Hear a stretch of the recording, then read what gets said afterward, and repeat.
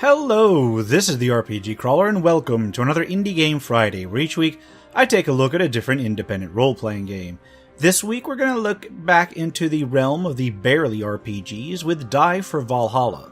Developed and published by Monster Couch, it was released on Steam on May 29th, 2018.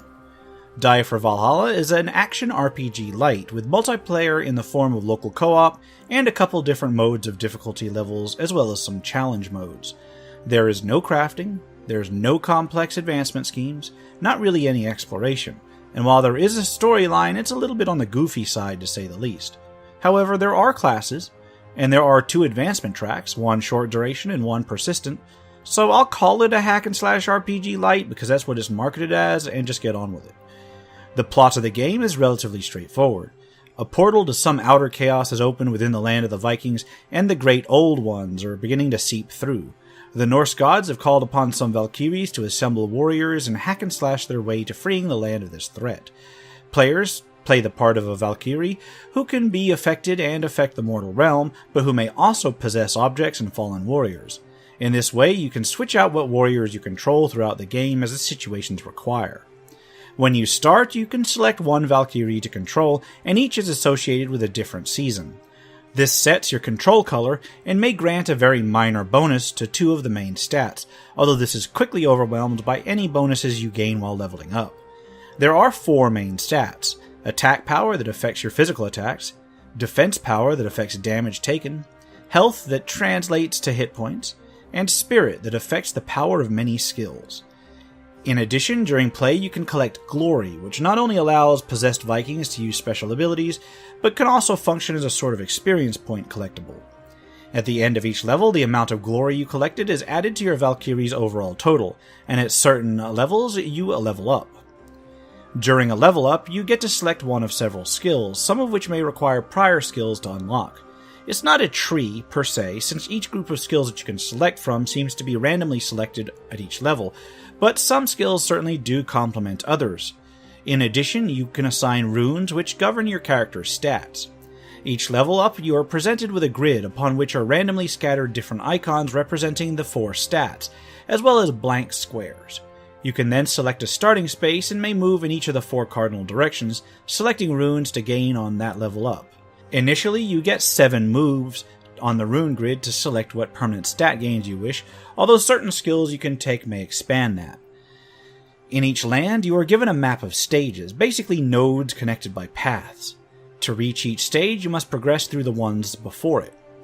Although there are the occasional branching path, the exploration is exceedingly limited and basically boils down to deciding which stage to go after next.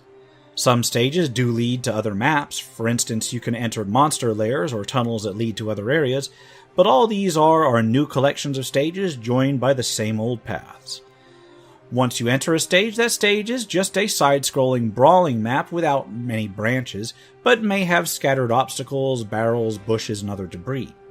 Play basically consists of wandering from your left to your right and engaging groups of different types of enemies as you encounter them. Sometimes you will encounter special screens with their own rules, such as defending a shrine against waves of enemies, engaging a particular mini-boss or boss, and so on. In order to do all of this, your Valkyrie can battle on her own, but ideally you'll want to possess a fallen warrior. Warriors are marked with gravestones with a decoration based on the type of warrior that is buried there. As you progress, different sorts of warriors may become available. There are archers, berserkers, sword and shield warriors, and quite a bit more. Each warrior has its different basic stats and attack routines, and combined with the different skills that your Valkyrie may acquire between levels, this can lead to very different playstyles.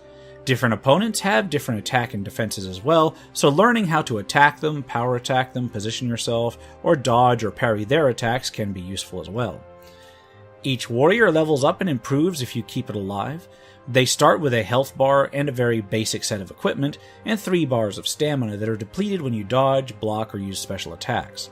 As they gather glory and fight, an individual warrior will grow stronger, gaining more stamina and better gear. Although I gotta be honest, the game is so frantic that I'm actually not sure whether you get that step automatically or not, I'm just presuming. However, in addition to basic leveling up of the warrior in question, you can pick up power-up orbs that boost the warrior's basic status, such as attack orbs or defense orbs, as well as potions that can grant different effects. A poison potion, for instance, will add a damage over time element to your attack. If you keep a warrior alive long enough, the different potions and boosts can make them a force to be reckoned with. However, if your warrior is killed, you can always possess another one. It doesn't take too long to get back to where you were. Some bosses also lend themselves to different warrior types, so it can actually be helpful to drop out of one warrior you were in, and then take up another one for that particular fight, even if it was much weaker. You don't die until your Valkyrie herself is killed, and even if your warrior is killed, after a few moments they can spawn a new grave, which you can then pop a new warrior of the same type out of, albeit at first level, unless you take some skills that level that up. It should also be mentioned that you can gain followers as well. The aforementioned Defend the Shrine battles will often offer spirit animals that float around after you, assisting you in combat.